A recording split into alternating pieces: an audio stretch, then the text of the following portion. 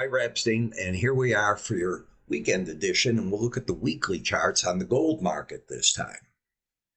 I am not yet settled fully in my new home, so I apologize. I can't be in the videos. That could take another week or so as we're setting up the studio. We've run into snowstorms, and where I live now, 6 inches of snow is nothing.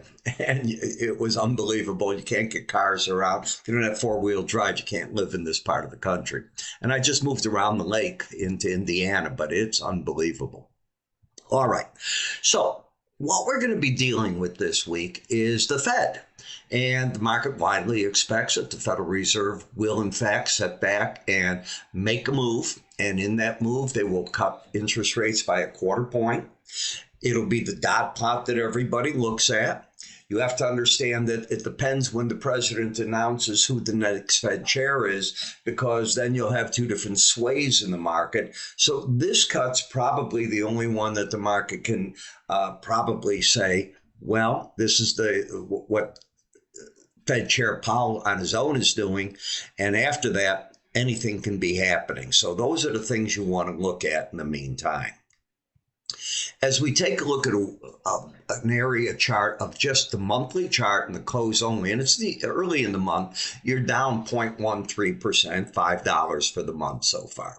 When we look at a weekly bar chart, you see you've come back up here. The question is, are you going to go through these highs or not? If you can't, then the market likely gives you a pullback right away. And you'll know you're into that if you take out the lows right here. Let me just highlight this for you.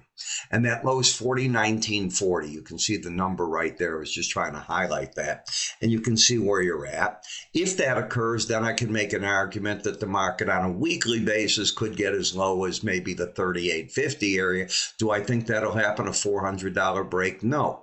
So I don't think this is a realistic number unless something happens in the world that I don't understand right now or know nothing about. Therefore, I don't look for a big break. I still think you're going to get your Christmas rally. On the Bollinger Bands, you still have the higher lows, higher highs. The band's all the way up at 44.24. The last rally high was 43.58. So to get to the Bollinger Band, you'd have to make a new high on the whole move.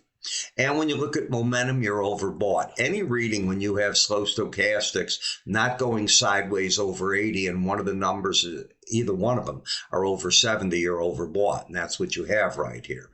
The gold-silver ratio continues to favor the silver market, as you can see. The lower the number goes, the less amount of silver you have to get an ounce of gold. As we take a look at the silver itself, higher lows, higher highs. Here's the difference in silver and gold.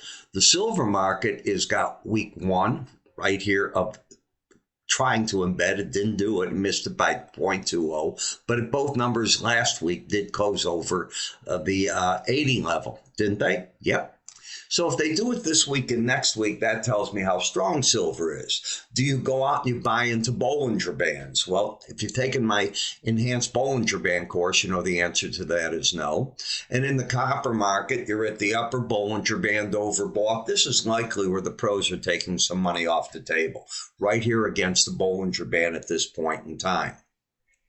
In the platinum market, you're almost void of a trend. You have a lower low, higher high. I don't see anything you'd want to do with that. And in the dollar, if we cut interest rates and other central banks hold theirs, in theory, the dollar should fall back to probably the 98.45 zone. That's what I'd be expecting. And we'll see if, in fact, if that occurs and what the market can do with that.